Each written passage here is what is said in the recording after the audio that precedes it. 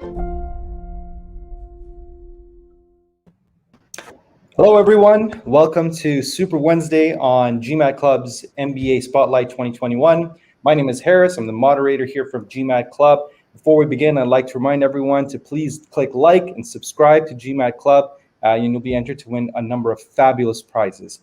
Today, we're continuing with our fantastic lineup of admissions directors from business schools around the world with the wonderful Katy from MIT Sloan. I am very excited to introduce her to you. She's got a fantastic presentation lined up to answer all of your questions about the MIT MBA program. We also have the wonderful Karen, who will be the super moderator on all of the YouTube chat comments, and I know she's gonna have her work cut out for her with all the questions we're expecting to come in. So without further ado, Katy, I'm gonna hand it over to you, and looking forward to your presentation. Great, thank you so much, Harris. Hi everyone, looking forward to sharing a little bit more with you today about MIT Sloan admissions and specifically about our MBA program. Harris did me the honor of introducing both myself and my colleague Karen, who will be getting to as many of your great questions as possible. My goal today is to go through the slides pretty quickly. That way we can spend some time answering questions out loud. It's most likely if you came with a question today, lots of other people share that question. And so we'll keep our eye out for some of those themes and use the end of our time to answer those questions as well. So when we talk about MIT Sloan, it's really, really, really important that we take a step back and think about the mission of MIT Sloan specifically. The mission of MIT Sloan is to develop principled, innovative leaders who would change the world. And this is not something that we just put on a slide or put on the wall of the building, though it is on one of the walls in our building. You will find it in the syllabi of the faculty. It is something that I encourage you to reflect back on as you continue to learn about MIT Sloan. It should be a theme that comes up in all of your interactions, whether it's with myself and Karen today, or perhaps a current student or an alumni as you continue to explore the offerings here at MIT Sloan. So at MIT Sloan, we have a portfolio of master's degree programs. I've highlighted here again today that we're going to talk about the MBA program. I also like to include in this our Leaders of Global Organizations, Operations program, the LGO. This is a dual degree with the School of Engineering as well as the Sloan School of Management, where in 2 years our students earn 2 degrees, 2 master's degrees, one in management and one in engineering. You'll see that we have a wide range of experiences coming to us to seek different points of education along their career paths, whether you're a current college senior exploring the idea of gaining a seat now for a class in the future. That would be our MBA Early Deferred Admissions program. We have 2 specialty master's programs, one in finance and one in analytics. And then on the other end of our spectrum are our executive or mid-career MBA programs. One is a more traditional EMBA where you work full-time and go to school on the weekends, or we have a long-standing, almost 100-year-old program called the Sloan Fellows, where you take a sabbatical from your career path. The 2 executive MBAs earn the same MBA, but they are just coming from a different place in their career. They're most likely entering into more senior leadership roles, managing teams, etc. I noted the LGO program with the School of Engineering below, but I want to also highlight that we do have 2 other relationships for dual degrees. One is with the Department of Urban Studies and Planning at MIT, or DUSP, as we refer to it, as well as the Harvard Kennedy School for Government. Both of these programs, while they earn you a dual degree, they are 3 years instead of 2, like our LGO program. If you're interested in knowing more, a quick Google search, there's lots of information on all of the different schools' websites about how to pursue these dual degrees and what types of career paths often lead out of these dual degrees. Quickly, I do want to talk a little bit about the class profile. This is the class that is now rising second years. So they will graduate next June 2022. I want to highlight the number of students in the class. This is a much larger class for us than traditionally sat in previous years. And we are looking to inch back towards what would normally be about 415 or so students in the full-time MBA program. 50 of those students, whether it's in the 484 or the normal 415, would be part of our LGO Leaders of Global Operations program. Some other things to highlight on here, and there are more details again on our website about the class profile, is just how many different backgrounds our students are coming from. You'll see 51 different countries represented when we count first citizenship. This is incredibly important to the MIT community, that we maintain this very global environment of thinking about how we work across regions and country borders together, but also within your own companies and industries, that global perspective on how different functions work together, all part of what's coming to that classroom. If you've met me before or you meet me again, you'll often hear me say, I don't want anyone to show up and be sitting around people that had similar jobs in similar industries to them before. I want you to learn as much from the people sitting around you as you are from our amazing faculty. Also on here, I'll highlight, and we'll talk a little bit more about test scores later. We do really want to emphasize that it is a range of test scores, much like it is a range of years of experience. And so there isn't one ideal candidate. It is definitely a diverse population that is finding their way to MIT Sloan. So the MIT Sloan MBA experience, and I'm going to dive a little bit deeper here in a second into what those 4 semesters feel like for an MBA student, is an extremely flexible curriculum. MIT Sloan is very well known for its 1 semester of core classes in the fall. MIT is really a really hands-on learning institution when it comes to the learning pedagogy in the classroom. This means that you're constantly going to be gaining opportunities to test what you're learning in the classroom, whether it's through clubs or initiatives or actual academic classes like electives. We have incredible faculty who are research faculty first. MIT is standing on its research feet. And what that means is they're constantly connecting what's happening with the practice of the theory back into the classroom for you.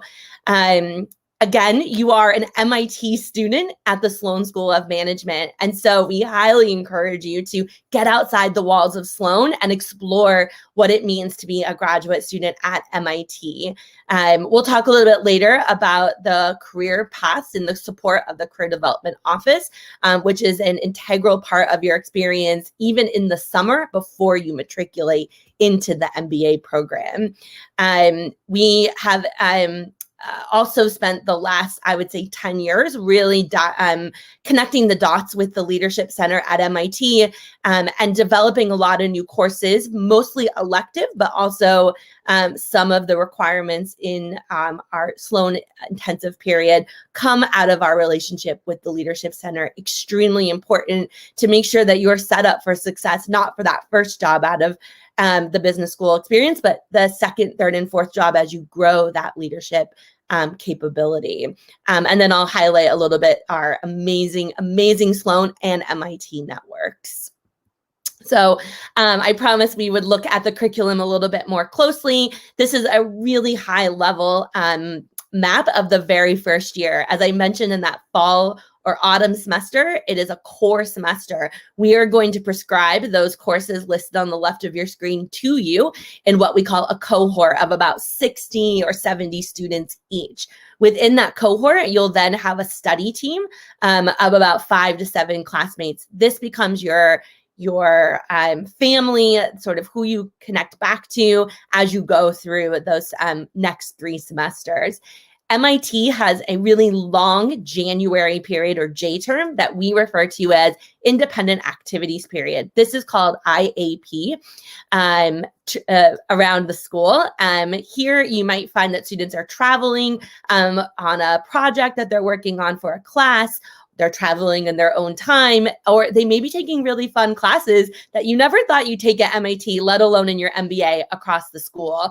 That could mean business plan writing or Texas Hold'em poker. There's a wide variety of different classes to choose from. If you're interested in pursuing banking or consulting as your internship in that summer, you will spend a lot of your January recruiting or preparing for that recruiting process. Then we all come back for the spring semester, and that's where you'll get to dive for the first time into all of the electives, offered around Sloan, as well as cross-register at MIT or even at the professional schools at Harvard, and then vice versa. All of those students are coming into the Sloan classroom. If you think back to that portfolio slide earlier on that I shared, we make sure that all of our programs are integrated into the elective courses. So if you're interested in pursuing finance or analytics or sustainability, you will have students from all of the different master's degree programs coming in and out of your classroom. It really just broadens that network for you as you think about what's ahead of you. And then the June internship or the summer internship. This is something that's new, newly changed at MIT Sloan.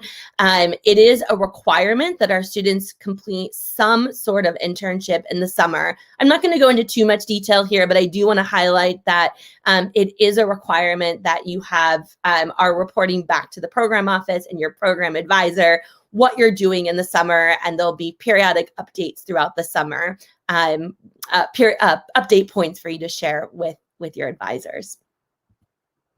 Then you return for that second year. It will fly by, and that fall and spring semester, again, are 100% elective. Some of our students find this a little overwhelming to choose from hundreds of electives every semester, or they know that they're a career changer or they're going to pivot in a certain direction and want to make sure they're aligning up the right courses, not only to prepare themselves for their internship and that first post-graduation job, but also for what comes in the future. Some of the ways you can add some structure to choosing from lots of electives is either by pursuing a track, which is the most structure. You'll see here, these are in entrepreneurship and innovation, enterprise management, or finance. You can only pursue one track. They do, like I said, put quite a bit of structure around your elective selection process, but there are a lot of touch points in there that are really important as well to the career development process.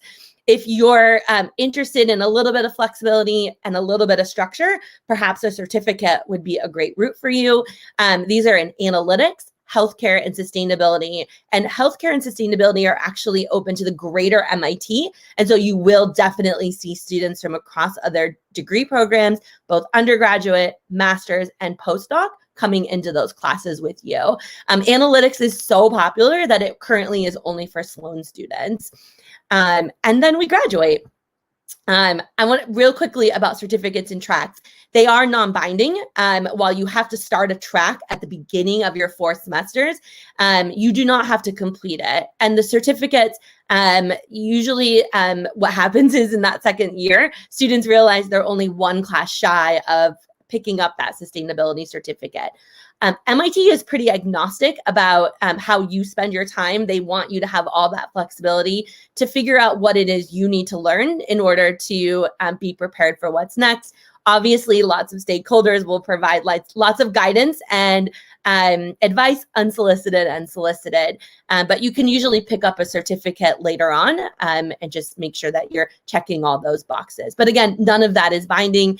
If you come to school thinking I'm going to follow the finance track, and then on the first day are matched with a student who does something completely different than banking and finance, and you think, I didn't even know that was a job I could have, and then you're suddenly off and running, we want you to have the flexibility to explore all of those curiosities.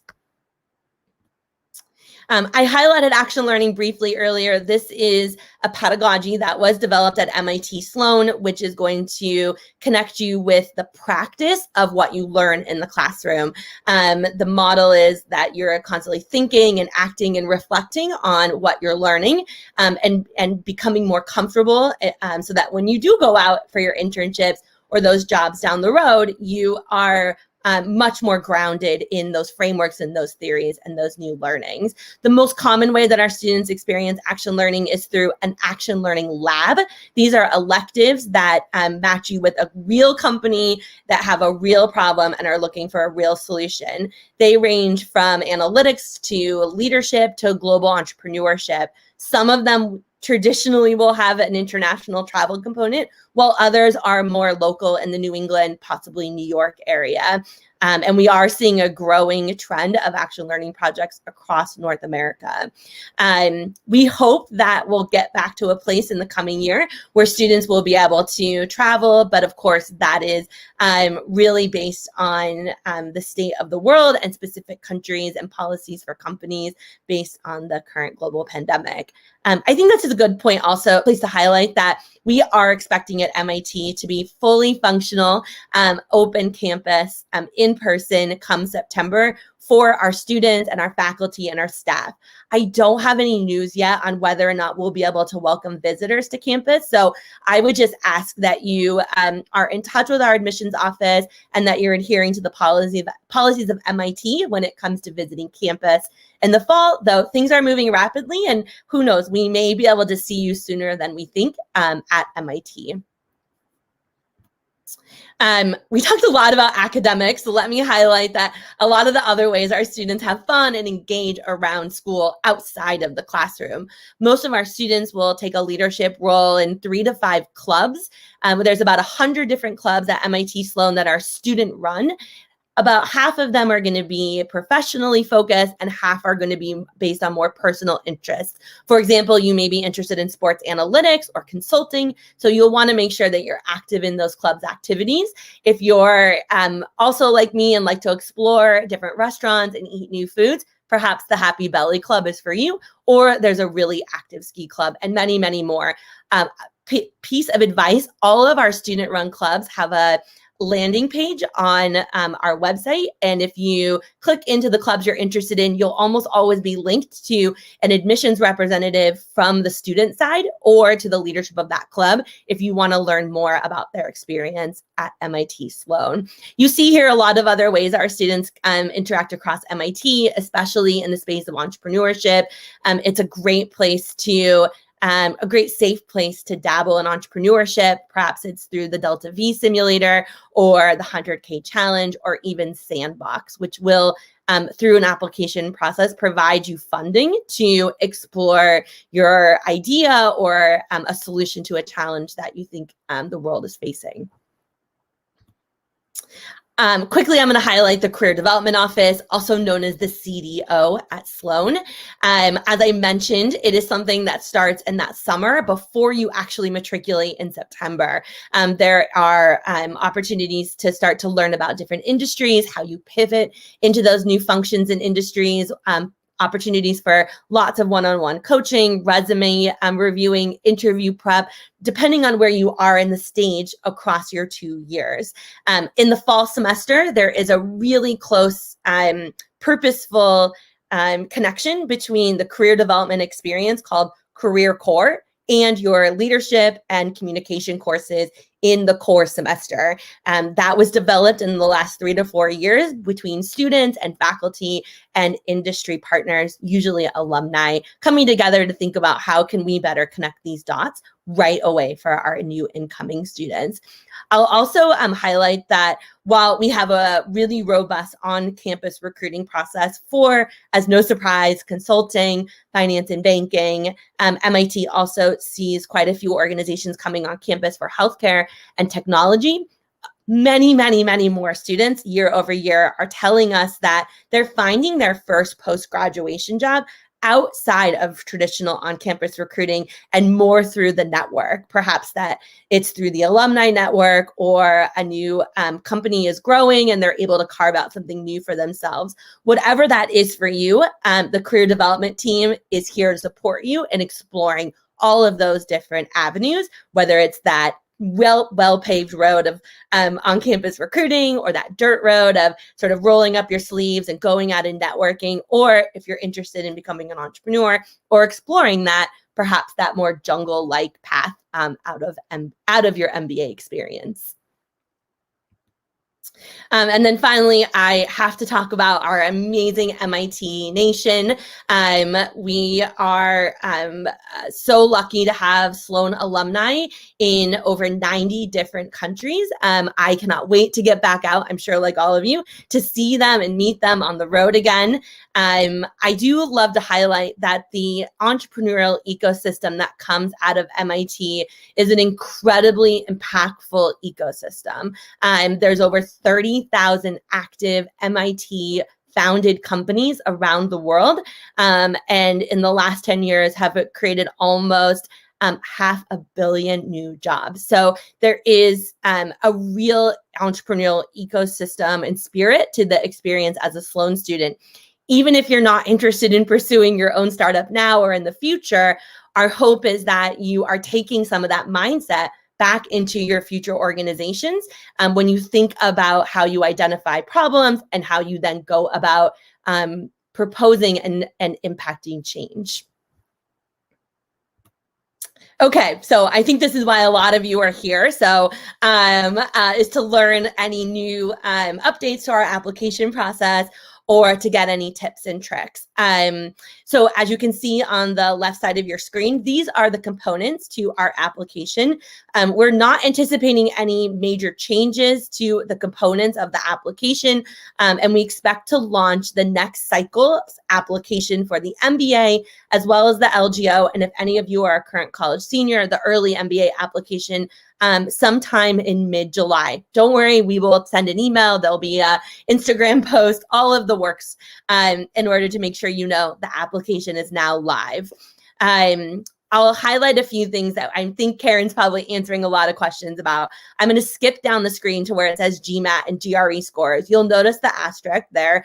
And I'm sure a lot of you are familiar that last year we had a much more flexible policy around reviewing applications without a test score, whether this was the GMAT or the GRE, or even last year we began accepting the executive assessment for the MBA program. I'm here to tell you that there's no breaking news to share about next cycle. We are still discussing that with the faculty and the leadership of the school and looking at a lot of data to make the right decision going forward. So we expect to have a decision on the testing policy for next year by mid-July, when we plan to launch the application. What I will say is a lot more people submitted applications with test scores last year than I think we all would have expected. Reason that we made that decision last year was that in the midst of the global pandemic, it was becoming very, very clear that access to testing, both in person and online, was increasingly scarce. And so we wanted to make sure that there was parity across all people, all applicants' experiences. We are monitoring that closely, and that is one of the data points driving a decision that we hope to make by mid-July. Let me talk a little bit about some of the other places we get a lot of questions. One is our cover letter. You'll notice we don't have a traditional essay as part of our application process. And I would say that in some ways that's what our cover letter is. We feel like it's really, really important that you gain that experience of writing cover letters or executive memos now, because it's definitely something you're going to do in your career going forward. In this place, I would want to understand what is driving your decision to pursue an MBA? What happened in the past? Is there a story or a project that you can share with our committee to help us understand what is driving this decision to pursue a master's in business administration? We don't actually ask for you to tell us what job you want to have when you graduate because we think it might change. And so be careful how you use that real estate to tell us the why MBA and perhaps why MIT, but leave the space open for yourself to be exploring when you come to school. The organizational chart is something we introduced to our MBA program a couple of years ago. I personally love this as a data point. It really helps me understand the impact you're having on the organization, the impact you're having on the people around you, on your own team. It also helps me understand who does your manager report to and what's the influence that your team has across the function or across the organization. I am not looking to understand in an MBA application if you are managing people or teams. That is just not an expectation at sort of the 2+ years work of experience. When we get into our executive MBAs, that is a question that we are looking to answer, but certainly not in our 2-year MBA program. There are examples built into the application, and if you have other questions, I'm happy to answer them in just a moment here with the Q&A. And then the video statement. This is not something we're going to share with the rest of the school or your peer group. It is just for the admissions committee. And it's often where we get to know you sort of beyond your professional successes and impacts. I would just recommend that you use your phone or your laptop. Please do not hire a film crew. Please do not professionally edit it. Take the best 60-second cut and upload that. If you do want to go outside, perhaps to the park or on your balcony, wherever that special spot may be for you, just make sure we can hear you. This is not only a way for us to get to know you, but it's also a really great way for us to understand your communication style. So we want to be able to see you and we want to be able to hear you as well. Our interviews are post-application submission and are by invitation only. So if you are invited to interview, it is a great signal that you are moving forward in the process. Before you interview, we will ask you to submit a few additional documents. One of them is a short answer question related to how you'll impact MIT Sloan. The second is new this past year, and we are expecting to carry it forward, which is related to sharing your experience around working with data. On the other side of the screen, you'll see our deadlines for the two-year MBA program. Those deadlines are now posted to our website. And so as you're lining up your timeline for the next few months, please keep in mind those deadlines, especially when you consider your recommender. I don't have confirmed dates quite yet for our Leaders of Global Organizations program or our MBA early offering for college seniors, though you can see in there the dates we roughly expect those to be for the next cycle. Let's see here. I am going to go ahead and stop sharing and head on back to the platform and take all of your questions. Oh, Harris, you're on mute.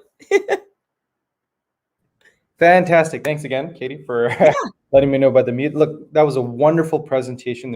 I'm sure you answered a lot of questions. I've been following the chat, and I've been seeing, the questions coming in thick and fast. And I know Karen's doing a wonderful job of answering as many questions as she can. So what I'll do is kind of target the questions I've seen that have really come up, and feel free to answer them as you feel fit. So one of the questions that I've really seen that's been coming over and over is kind of making that decision as an individual as to which of the programs to apply for, the MBA versus the Sloan Fellows, the Executive MBA, and are there factors beyond work experience, particularly, that should drive that decision? Yeah, sure. I can separate the two-year MBA from the executive degree programs. The executive degree programs are have a minimum requirement of 10 years post-undergraduate experience. And almost always those students are in positions of influence. They're managing people, if not managing managers. And we are really looking to understand where they have general management exposure, if not general management experience. And I also think about it in a way that these students don't need a summer internship to make that pivot into a new career path. They're looking to take a step further in their career path into a more senior role. Now, there is some overlap with our MBA because it is a range of years of experience. I have students with 2 to 10 or 11 years, and that's because there's not always a right time to come back to school. And people's careers progress at different rates depending on industries, parts of the world, and function. And so if you do ultimately apply to the two-year MBA and the admissions committee, after reviewing your application, feels like your experience is actually better aligned with the peer group of an executive degree, we will be reaching out and having that conversation about transitioning to an executive degree program if that would be of interest. Okay, fantastic. One question that Karen actually herself received and thinks it would be great for you to answer is, what is one word you'd use to describe Sloan? So Karen said innovation, but she'd love to hear, what you would use. For sure. One word. I agree with innovation. I'm constantly amazed what people are creating every day at MIT. I think I'd build on the word innovation and say that it's, one word. It's a place to be uncomfortable. It is a place where people are often attracted to MIT and thrive at MIT because they want to be more comfortable with being uncomfortable, whatever that means, decision making, problem solving, challenging the status quo. Fantastic. A question that I've also seen come up a lot is, having prior experience with an MBA. Perhaps someone has already done an MBA that's that's focused in some other industry, and they're really looking to get back into Sloan for whatever reason, to switch careers or to improve their career prospects. Does that impact the application process at all versus someone who hasn't done an MBA before? No, and I think that we may see this more and more as people do a 5th year's Master's of Management or a 5th year Master's in business, whatever that. Then they meet. There's different sort of annotations for this around the world. What I would really want to understand is, are you ready to take some classes again that you may have taken recently? What is it really about being a student at Sloan that is going to be different from your past experience? I have never seen a time where it doesn't lend itself to someone moving forward in the process. I would be prepared, should you move forward in the process, to talk about this, because it will be a question we ask in the interview. I usually talk about it right away. It's kind of the elephant in the room, and then we move on. Fantastic. Okay, so the next question is around non-traditional profiles. So what would you consider is the typical profile, if there is one, for MIT Sloan? And what about those who have entrepreneurial experience, like myself? I'm a healthcare entrepreneur. What is is there a value in someone with non-traditional experience applying to MIT? And how would you ask them to showcase that value? Yeah, there is a place for everyone at MIT Sloan. And while, yes, we attract traditional paths to business school, consulting, and finance, and it's MIT, so we attract engineers, though I think we probably attract fewer engineers than people expect us to. I was certainly surprised that it wasn't a higher number. I'll put my advisor hat on. I used to be on the advising side of this experience for students, and some of the students that often really add a lot of color to the conversation in the classroom come from nonprofit, government experiences, sort of that non-traditional path. When we think about it, into MIT, they may have a history undergrad major, or were at Teach for America for a number of years, or in the military in their home country. There is such an intersection between the private and public world that we need to be having this conversation in the classroom today. From an entrepreneurial perspective, we definitely know that that's a reason people are attracted to Sloan, is to gain that comfort level in those tools. And so, yes, I would say maybe about 10% or so of our students coming in are much more entrepreneurial focused before they even start business school. Fantastic. Yeah, no, I think that's important, that entrepreneurs feel like they can still add value by joining the MIT Sloan program for the classroom around them, as well as improve their own profile, right? It's not just because you're an entrepreneur, you shouldn't go to a traditionally engineering speaking or engineering focused MBA at all. There's just value to be added. Yes. One thing I know, candidates are always worried about, always stressed about, is the difference between the rounds when it comes to applications. Is there any benefit to round 1 versus round 2? Is there bigger opportunities for scholarships? Could you touch on that a little bit more? Yeah, certainly. And so I would say there's no real benefit between round 1 and round 2, because we'd really prefer that you submit an application that you think is putting your best foot forward. But it's a numbers game, right? And what happens is we're going to start building a class in round 1. We will never fill a class in round 1. We meet amazing people in round 2, and we meet amazing people in round 3, though by the time we get to round 3, we're going to have fewer and fewer seats available. Before COVID-19, we had really nice algorithms that helped us predict these how to build a class. I think, like all companies and businesses, those are kind of out the window. And so we're relearning how to predict that, but we would never fill a class in round 1. And we would never fill a class in round 2. We want to make sure that we get a chance to meet everyone in all 3 rounds. Otherwise, we wouldn't have 3 rounds. It's a little bit more cut and dry when it comes to fellowship. We do separate out fellowship by round so that we do have that opportunity to make those fellowship awards in each round. And so it depends on sort of what the pool looks like and how we're making decisions. But we would, again, never give all the fellowship awards out in round 1 and have nothing to award in round 2 or even in 3, though it's like building with Legos. You kind of run out of space as you get to round 3. Mm-hmm.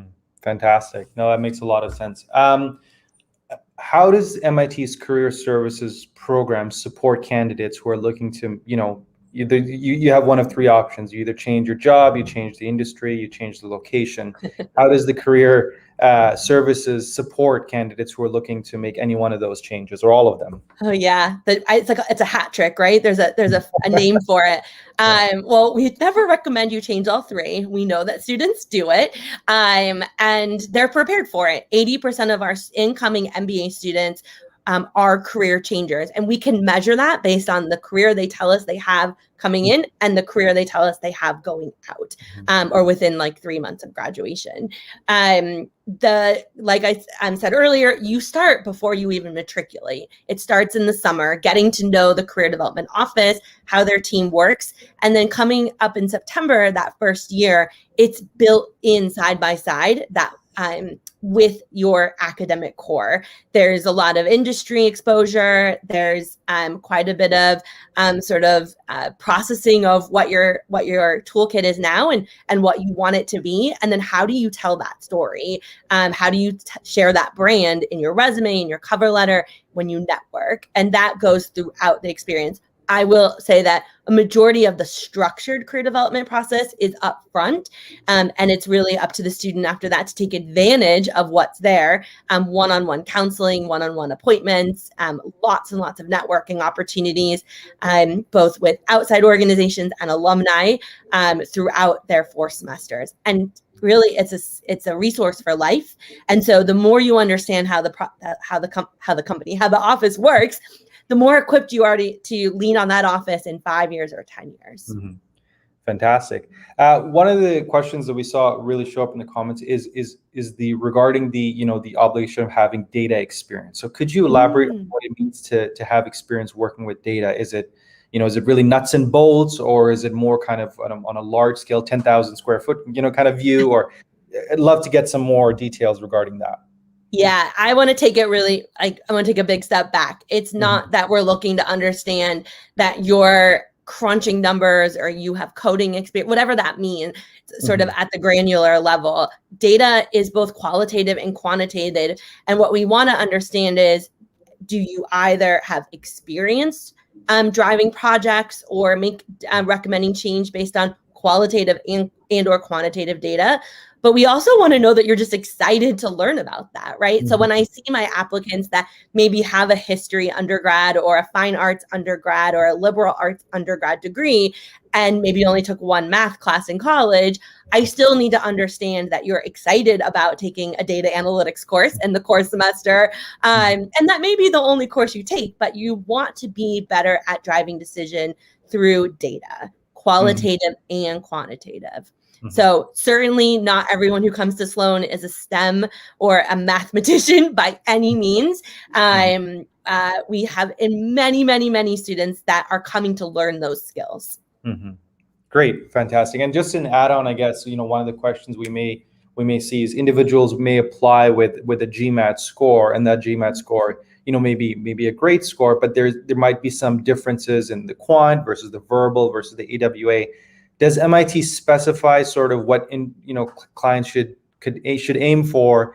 And if clients don't have that, how can they explain whatever reason they don't have a balanced score? Yeah, so we look at all those different breakdowns individually. Certainly it helps me understand if you didn't take any quantitative courses in your undergrad, or maybe just the one you needed to graduate, that you have a comfort level with some of those terms and concepts.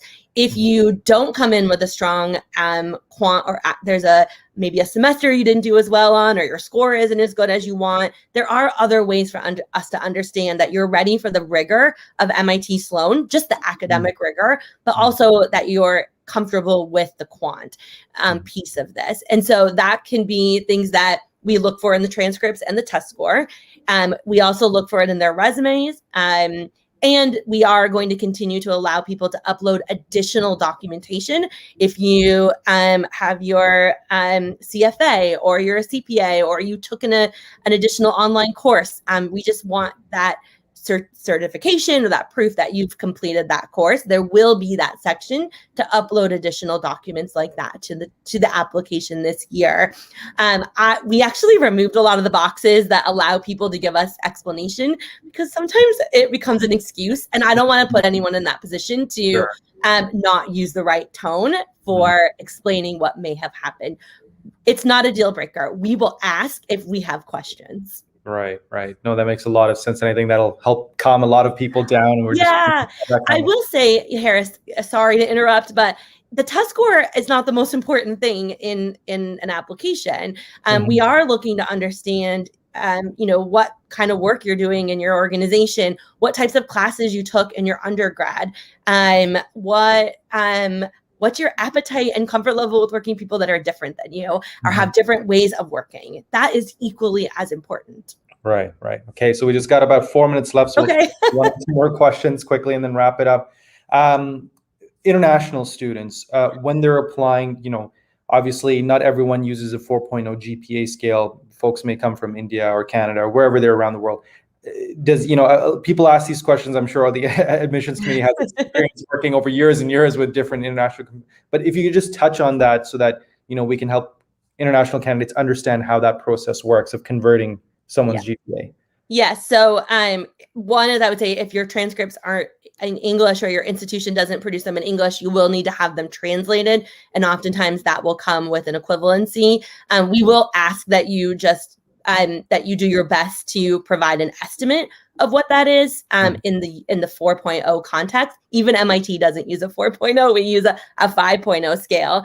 But we're very, very, very familiar with the interworkings of higher ed institutions around the world.